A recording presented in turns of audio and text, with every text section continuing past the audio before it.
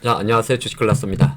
화면을 보게 되면 뭔가 전화를 기다리는 영상이 좀 준비가 될 수 있을 것 같고, 지금 가장 핫한 이슈 중에 하나가 미국 관세 이슈죠. 예, 그래서 오늘 같은 경우는 또 국채금리가 급등하는 패닉 상황이 좀 발생을 했고, 또 아직까지 해결된 건 없습니다. 시장 일각에서는 미국 국채 매각설도 좀 나오고 있고, 또 실제적으로 중국은 또 장 마치고 나서 약간 이제 내수 부양 관련해서 뭐 긴급 비상회의를 한다 그런 내용도 좀 있습니다. 상당히 긴박하게 돌아가고 있는 상황이고, 잘 아시겠습니다만 4월 9일 한국 시간으로 4월 9일 오후 13시 오후 1시부로 트럼프의 상호 관세는 발효가 됐습니다. 이제 중국 같은 경우는 100% 이상의 관세가 부과되는 이슈가 있고요. 뭐 애플 이야기입니다만은 가장 우리가 생각할 때 미국 기업 중에서 가장 피해를 볼 수 있는 기업은 애플이지 않을까 추정을 좀 해보겠고, 또 최근에 국문의 보도자료 여기에 우리나라 원화 환율도 상당히 올라가 있고 어디가 바닥인지 대충 알 수가 없는 그런 상황이죠. 그런 상태다 보니까 정시도 연일 오늘도 2300선 이탈하고 외국인도 많이 팔고 있는데, 오늘은 그 이야기를 하나씩 좀 풀어보도록 하겠습니다. 주식클라스 구독, 좋아요.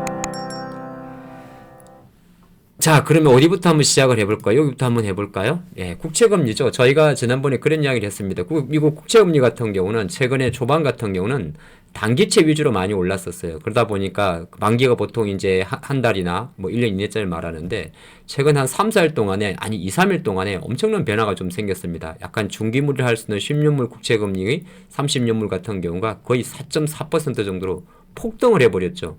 국채 금리가 폭등을 했다는 말은 국채 가격이 떨어진 거니까, 국채 가격이 떨어졌다는 이야기는 안전자산의 의미를 갖고 있는 국채마저 매도를 한다, 그렇게 볼 수가 있고, 그러다 보니까 시장에서 가장 염려하는 것 자체가 실제적으로 한 4월 5일 정도 4일 정도의 3.9% 이때 내려갈 때는 10년물 기준인데요. 트럼프 관세로 인해 가지고 경기 침체 우려를 많이 반영을 했었습니다. 근데 지금 이게 갑자기 한 7일부터 3.9에서 4.5까지 폭등을 해버렸죠. 그러다 보니까 이제는 뭐라 그러냐, 국채 매도다.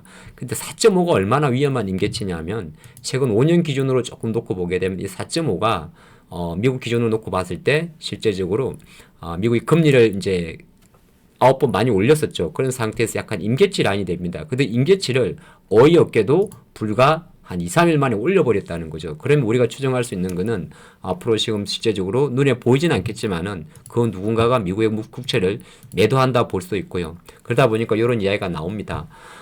미국 국채에 대한 이야기인데, 지금 올해 1월달 기준으로 놓고 보면 미국 국채를 가장 많이 갖고 있는 나라는 일본이고, 그 다음에 두 번째로 많이 갖고 있는 나라가 중국이라고 합니다. 금액 기준으로는 한 7,600억 달러 정도 갖고 있다고 하고, 근데 이제 예를 들어서 미중 무역 분쟁 관련해 가지고 실제적으로 중국이 충분히 우리가 생각할 때는 뭐 미국 국채를 매각할 수가 있잖아요.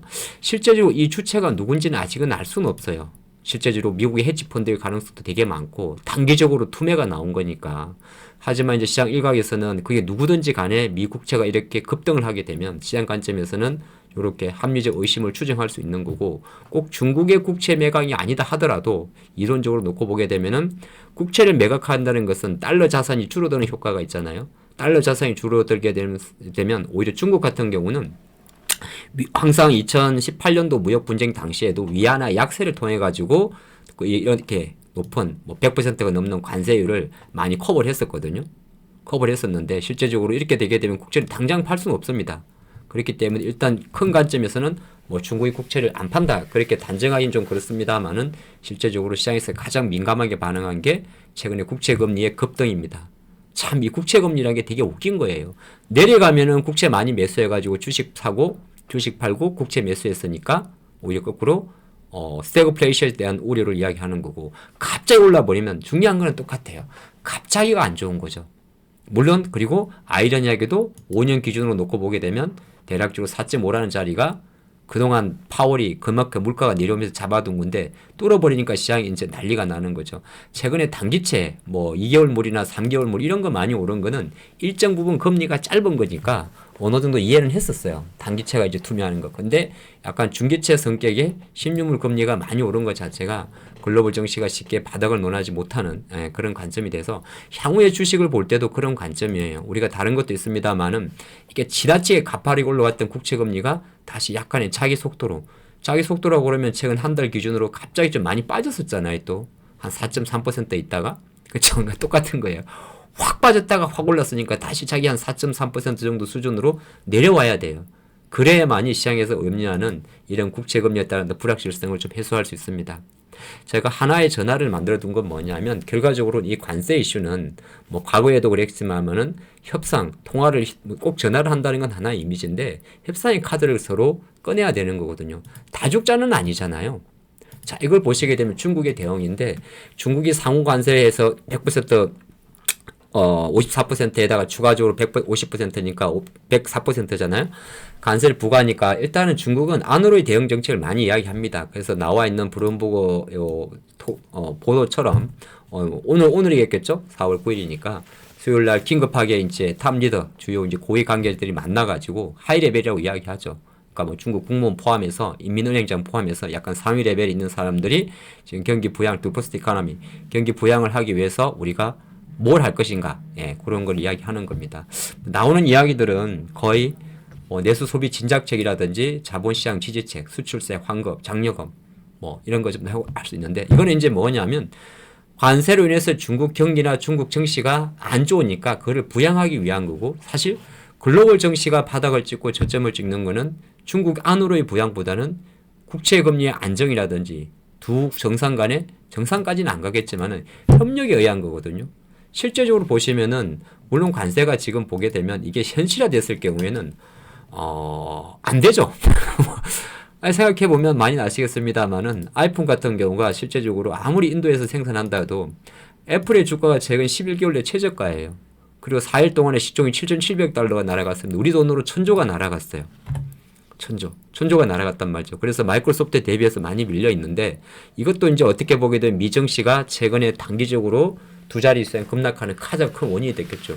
애플은 시가총액 1위 종목이었어요. 3조 달러 이상. 이 3조 달러가 넘는 주식이 4일 만에 7천억 달러가 날아갔으니 중국에서 아이폰을 만들고 인도에서 아무리 만들어도 인도에서 만들어서 또 미국으로 가져가면 여기도 관세가 있으니까 소비자 입장에서는 어느 정도 이해가 됩니다. 그래서 이거는 이제 뭐냐면 실현이 안 된다는 내용이 아니라 실제적으로 그만큼 이렇게 긴박한 상황이 있기 때문에 시장은 아마 약간의 대화가 필요할 것이고 물론 그런 바람입니다만은 중국 국무원도 이렇게 이야기를 합니다.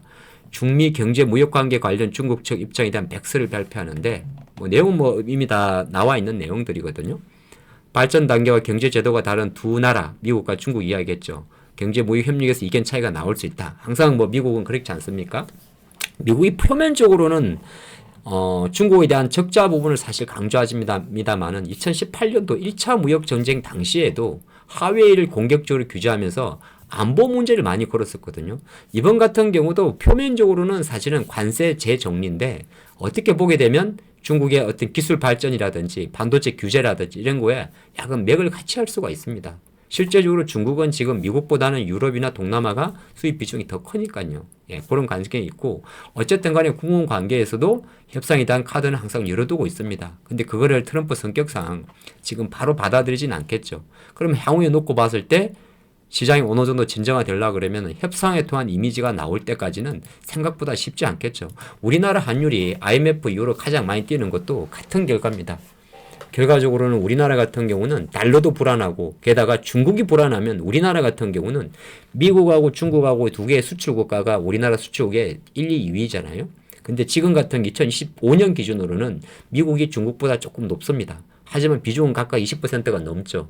그러면 미국은 미국대로 우리나라의 원화 약세 요인이 되는 거고 중국의 불안 증성은 다시 한번 원화 약세 요인이 되니까 한편으로 놓고 보면 외국인 투자가들이 최근에 이렇게 무려 한 28일 이후로 얼마를 팔았냐면 10조 원을 팔았습니다. 이거는 주식만 10조 원을 팔았고 선물까지 합치게 되면 계약 기준으로 대략 제가 계산해 보니까 한 7만 계약을 팔았어요. 금액으로 환산하면 이게 또 10조 정도가 됩니다. 그럼 양 합쳐버리면은 외국인들이 20조를 파는 거잖아요. 꼭 삼성전자 하이닉스가 실어서 파는 건 아니에요. 같은 기간 동안에 하이닉스 2조 5천억, 삼성전자 2조 5천억 둘이 합쳐서 5조 원을 파는데 시가총액 비중대로 많이 팔았습니다. 쭉 파서. 그런 관점에 놓고 봤을 때는 사실 우리나라 증시가 어디서 저점을 찍을까는 단순하게 PER 기준으로 2300포인트 이하는 역사적 저점이니까 그렇게 매수를 잡을 수는 없어요. 이거는 밖에서 풀어내야 되겠죠. 그래서 우리나라 증시 기준으로도 저도 사실 항상 오를 것 같은데 이 저점은 어찌 보면 환율도 마찬가지고 환율이 내려온다고 무조건 외국인이 사는 건 아닐 거예요. 외국인이 10조를 팔았기 때문에 환율이 올라갔다고 볼 수도 있겠고요. 그렇죠? 그런 관점에 놓고 봤을 때는 좀 답답한 흐름이지만은 결과적으로는 기성전 이 친구가 내려와야 됩니다. 어떻게 내려올지는 우리는 알 수는 없으나 여기서 갑자기 파월의 등판이 이거를 내리지 못할 거예요. 하지만 4.3%, 2% 수준에 좀 안정적으로 있던 미국의 실질물 국채 금리가 일시적으로 리세션 우려로 급락, 그리고 관세 전장으로 단기 급등한 것은 다시 제자리에 들어와야 된다. 그리고 이게 다시 4.3% 중반으로 들어왔을 경우에 시장은 서서히 저점을 잡을 수 있지 않나 이렇게 보겠습니다. 다들 힘들지만 힘냈으면 좋겠습니다. 화이팅입니다.